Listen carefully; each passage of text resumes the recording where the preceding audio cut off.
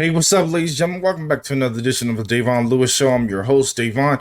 Appreciate you guys coming through for another edition for AEW Dynamite. That just concluded just not too long ago.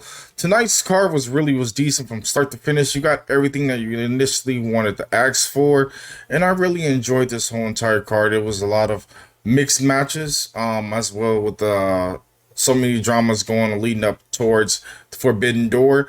And we also saw a couple returns as well this following evening when it came to AEW Dynamite, when it came to everything that happened.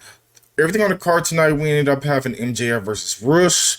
We ended up having AEW Tag Team Title Eliminator, as we had the Claim taking on the Young Bucks. We also had AEW Continental Eliminator as Okada taking on to be announced opponent. We also had Tony Storm and Mina for a contract signing, with Mariah May being the host of the actual contract signing for the AEW Women's Championship. We also had Strickland and Will Ospreay having a face-to-face off. We also had the men's Owen Hart Cup Finals Tournament quarterfinals, as we had Claudio Castelloni taking on Pac. We also ended up having the men's and women's cup brackets being revealed, as well as we got the decent 8-man tag team match of Orange Cassidy, Dante Martin, Kyle O'Reilly, and Mark Briscoe taking on the likes of Roderick Strong, Kyle Fletcher, Konosuke Tateska, and Zack Sabre Jr. We also had a women's quarterfinal match, which was Nyla Rose taking on Chris Statler, and so much more was on the card for the night. As well, we had appearance from Samoa Joe and Hook, who was on the card, along with Chris Jericho, and as well as the Don Callis family, putting themselves into the storyline when it comes to everything that had been going on tonight. But really, everything really was great when it came to tonight. They really hit a home run when it came to the build up towards Forbidden Door, and I think everything really was great when it came to everything initially happened. But let's go ahead and get into it. They started off red hot, starting off with the first match of the night. It was MJF taking on Roosh. This match was a lot of back and forth. I really enjoyed everything about this match. You got everything initially where you got for when it came to MJF hitting that lovely heat seeker for picking up the victory. And most importantly, you saw the Roosh was doing his thing as well as putting all everything that he initially could when it came to this match, but he came up short in the long run. But when it came to the MJF, I feel like he's finding his groove now, getting back in the ring when it comes to AEW, and he's doing a phenomenal job every single week. And seeing him now in his first initial singles match, he did a phenomenal job. He didn't like he was missing not a single beat, and I was really enjoying and intrigued when it came to everything that MJF was actually pushing and being a part when it came to himself. But of course, it's leading up to him being the number one contender, or whoever wins between not Kyle O'Reilly, but more so for Swerve Strickland and Will Ospreay. He will be resorting himself as being the next challenger, looking to step up and becoming the next challenger for the AEW World Heavyweight Championship. But we know so many pieces are coming together like a puzzle, but we know it's going to be great when it comes to AEW television just in general, a fantasy booking, and fast-paced wrestling, and pretty much just being an alternative just in general. Then after the match, we had a post-match by the Cage of Agony, or the Gates of Agony as well, with Brian Cage and Hericisco. They praised the match MJF for on the Tron, announcing that the EVPs have made a Forbidden Door match, as he will be making it official. We're taking on Hericisco, which is going to be a decent match. I watch a little bit of CMLL of wrestling when it comes to Hericisco. I feel like he's a really decent wrestler just in general, but MJF is going to have his hands full when it comes to him as general. As well, he has to look out for the Gates of Agony and Brian Cage being involved in this match as well. But I feel like it's going to be all straightforward business when it comes to the new persona, the Lone Wolf MJF. But we know we're going to get our full-on entertainment just in general. But I look forward to seeing how that match may come together and break down just in general. Then we switch over to a backstage segment. Renee Paquette is in an interview with Kyle O'Reilly, Orange Cassidy, Dante Martin, and Mark Briscoe, who was like last week all fired up from their promo from last week. And then Mark Briscoe gave 2 words of the day when it came to getting vengeance before Jack Perry strode into the picture. And the big takeaway from the promo, Mark Briscoe Pretty much was repeating itself a lot, but pretty much the promo was pretty decent. But you just get your money's worth when it came to everything initially happened, and you knew the 8-man tag was gonna be red hot. But sometimes big matches like that kind of get lost in the shuffle because it just be too many people on the field. But it pretty much it was okay for what it was when it came to the initial promo. And then, of course, Will Ospreay and Strickland was the next segment of the night. Ended up having a face-to-face off. It was a lot of great detail. I loved everything from each sides of the fence. Pretty much so many shots were getting blown out. Will Ospreay also hit a couple home runs when it came to what he said. He also said he didn't need the Don Callis family and he could do things on his own and so many different things as well. Prince Nana was involved into this promo as well, which is kind of funny. But I enjoyed every single little bit when it came to everything initially happened. As well as Swerve pretty much was on the fence. He told Will Ospreay don't talk about his kid.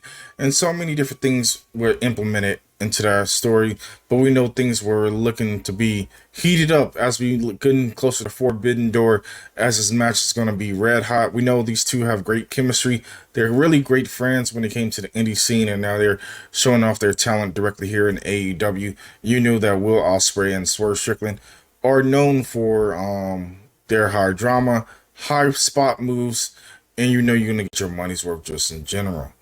Then, of course, after everything broke down, they pinned to the backstage of Don Callis' family as Trent Beretta was frustrated, saying Will Ospreay disrespected the family, which no one does, and Callis assured him that everything is going to be okay, and they proceeded to walk away and understood the betterment of things, and when they walked off from there as they cut away from that actual segment. Then we got ready for the actual match where is taking place now is the 8-man tag, the big Smash Mouth match. We ended up having Orange Cassidy, Dante Martin, Kyle O'Reilly, and Mark Briscoe taking on Roderick Strong, Kyle Fletcher, Konosuke Takeshita, and Zack Sabre Jr. It was a lot of back and forth. I enjoyed everything about everything initially happened. Of course, the faces ended up picking up the victory and a decent, hard-fought match. I enjoyed everything about it. It was Smash Mouth right in your face. Everybody was able to get their prime spots. And of course, the victory came up when Orange Cassidy, Dante Martin, and Kyle O'Reilly ended up tapping out the other side as well, beginning of a submission victory. And of course, they ended up celebrating and going from there. Then we switched gears over to Mercedes Moné, who came out for a vignette leading up to her match with Stephanie Vakir, which is going to be a decent women's match. You know, you get your money's worth. Stephanie's been doing so many great things, winning championships, asserting her dominance, getting win after win, and Mercedes feel like she's not going to be being stepped on. And we know we're going to get a great women's match just in general from those ladies. And I look forward to seeing how they blend together, how they have great chemistry. But we know in general we're going to get our money's worth when it comes to AEW from the women's side of things. Then after things broke down from the initial things, Jack Perry ended up attacking Dante Martin, and Takeshita and Briscoe also brawled in the situation in the backstage area. Orange Cassidy got involved as well with having a stare down with Zack Sabre Jr. And we know that's going to lead up to their match, which is going to be an A+ match. I know you're not going to be disappointed with Zack Sabre. Zack Sabre's a 5-star class guy. He's up there in the top, close to Will Ospreay as being one of the best wrestlers in the world, including all up there with Kenny Omega, Swerve Strickland, Bryan Danielson, and so many more. But initially, this clash of the Titans is going to be really good when it comes to Orange Cassidy and as well as Zack Sabre Jr. Orange Cassidy is someone you don't want to sleep on. He knows how to get the crowd going, and he knows how to assert himself and knows how to turn up the notches when it's necessary when it comes to just in general for him. And then Zack Sabre as well, a true technical wrestler all across the board when it comes to the square circle. He knows how to be a master key technician when it comes to everything initially in the ring. But we know those two are gonna really have a "this is awesome" chance, or even other things that basically will transpire. But I look forward to seeing how things may mesh up with this chemistry between these two. But we know in the long run it's gonna be great just in general. Then we have the next following match was the tag team eliminators matches. The Claim took on the Young Bucks. The Young Bucks came out first with their whole entire entrance, the pyro, the whole 9 yards. The Claim came out before they came out with the entrance. Max Caster was getting hyped up. And then, of course, the mic cut off and the fans was left thinking, like, what happened? And, of course, they had the pre-match segment in the back of Okada's doing the producer role in the back, which was kind of funny little spot. And, of course, he shut off Matt Caster's microphone. And so from there, pretty much there was no rap. But, of course, he started saying, oh, look, I'm about to get fired. And then he said, who? And then he pretty much said, not today, bitch. And that shit was hilarious when it came to just in general of Okada. Okada continues to be great when it comes to knowing the right spots when to pick at people, but also getting the crowd to pretty much get that heat when it comes to Okada. But Okada is becoming to his own. I feel like he's slowly picking up the pieces, getting used to his American style, but he's doing a phenomenal job just in general. But this match was a lot of back and forth. You got everything, technical wrestling spots on the sun. The Acclaim ended up picking up the victory with the mic check by picking up the victory over Matt Jackson.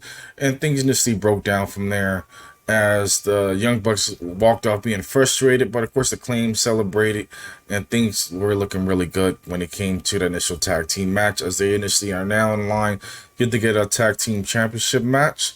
And we know it's going to be great if they either have it at Forbidden Door or at a later date when it comes to AEW television. Then we go to a pre-tape of Samoa Joe and Hook, who's with Shibata in the backstage, and where they're going to attack the premier athletes in the locker room. And they break into the premier athletes and saw this coming instead, but they're just letting challengers them to a 6-man tag for a collision. And pretty much we're going to get that 6-man tag, which is going to be a smash mouth match, but we know it's going to be great just in general. But seeing how the technical side, we got Samoa Joe being the leader of the group, pretty much teaching and training Hook, but as well Shibata being great when it comes to him using that translator and pretty much putting those little jokes in every so often. But you know you'd be highly interested when it comes to Shibata just in general, when it comes to everything. But of course, the premier athletes aren't someone you want to sleep on, but I look forward to seeing how that initial group continue to get back in the fold of AEW. They have been on a jobbing losing streak lately, but they pretty much have a great grand entrance. I love how things continue to be pushed up with Mark Sterling, and he does a great job when it comes to their introduction. Then we got ready for the face-to-face off of Toni Storm and Mira Shirakova. This was a decent back and forth, of course. Mariah May ended up introducing the ladies, the whole entire yards. She's playing peacemaker between the middle of both of them. Of course, Luther was there at ringside. And of course, things really broke down with the promos and everything. It was funny. But of course, they was interrupted by Harley Cameron and Saraya. They both came along with a newly heel Anna Jay, who pretty much attacked the woman. And of course, Mina ended up running off when it came to everything initially happened. And then Mariah May, Anna Jay, and Saraya put the beat down to Toni Storm. But of course, Toni Storm came back on the fence. But then, of course, Mariah tried to protect Toni Storm before getting put through a table.